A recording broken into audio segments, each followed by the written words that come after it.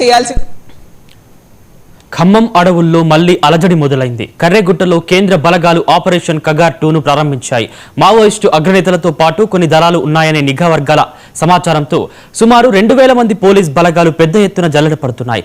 కర్రెగుట్టలు, ములుగు జిల్లా అడవుల్లో సుమారు 300 మంది మావోయిస్టులు తలదాచుకున్నట్టు కేంద్ర ఇంటెలిజెన్స్ వర్గాలు భావిస్తున్నాయి. డ్రోన్లు, శాటిలైట్ చిత్రాలతో మావోయిస్టుల కదలికలను పసిగడుతున్నారు.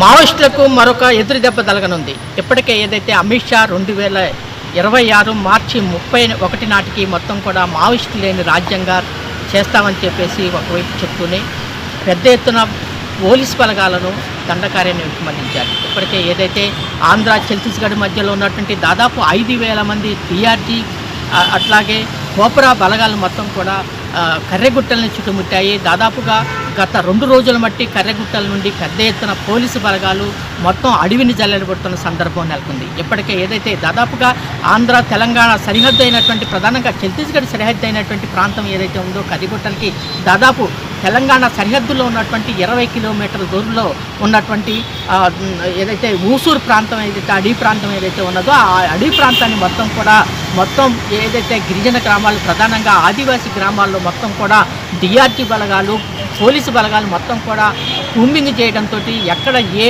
ప్రమాదం జరుగుతుందో లేదంటే ఎక్కడ ఎన్కౌంటర్ జరుగుతుందో అనేటువంటి గిరిజనులు ఆదివాసీలు బిక్కుబిక్కుమంటున్నారు. ఇప్పటికే ఏదైతే అనేక గ్రామాల్లో ఉన్నటువంటి గూడాలు ఉన్నటువంటి ప్రజలు అక్కడి నుంచి ఖాళీ చేసి వలస ప్రాంతానికి తీసుకుంటున్నారు. ఈ నేపథ్యంలోనే దాదాపు పోలీసు బలగాలకి అనేక మంది మావోయిస్టులు ఈ ప్రాంతంలో ప్రధానంగా ఊసూరు అడవి ప్రాంతంలో ఉన్నారని నిఘా వర్గాల సమాచారంతో పెద్ద ఎత్తున కూంబింగ్ నిర్వహిస్తున్నారు.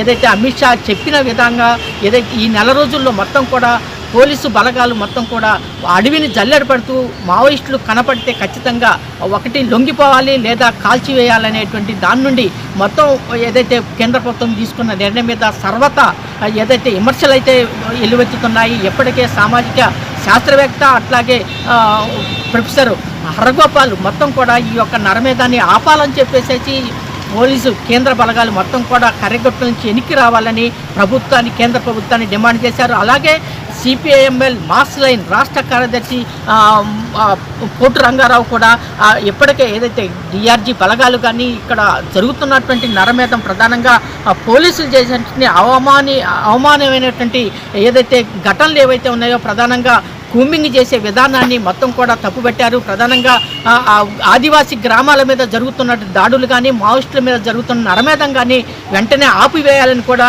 ఆయన డిమాండ్ చేశారు.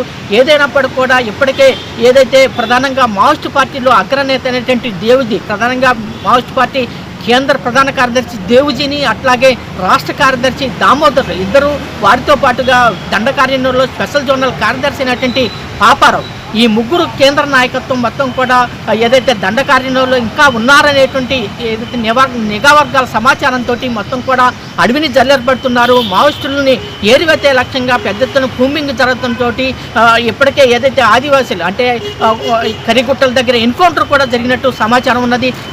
దాదాపు 4 మావోయిస్టులు కూడా చనిపోయినట్టు సమాచారం ఉన్నది. ఏదైనప్పటికీ కూడా ఈ మావోయిస్టులని వరుస ఎన్కౌంటర్లతోటి మొత్తం కూడా నరమేధం చేస్తున్నటువంటి ఏదైతే కేంద్ర ప్రభుత్వ బలగాలని మొత్తం కూడా వెనక్కి రావాలని చెప్పేసి ప్రజా సంఘాలు మేధావులు ప్రజలు కోరుతున్న సందర్భం అయితే నెలకొంది. కెమెరామెన్ సుధాకర్తో చిర్రారవి 19 టీవీ ఖమ్మం.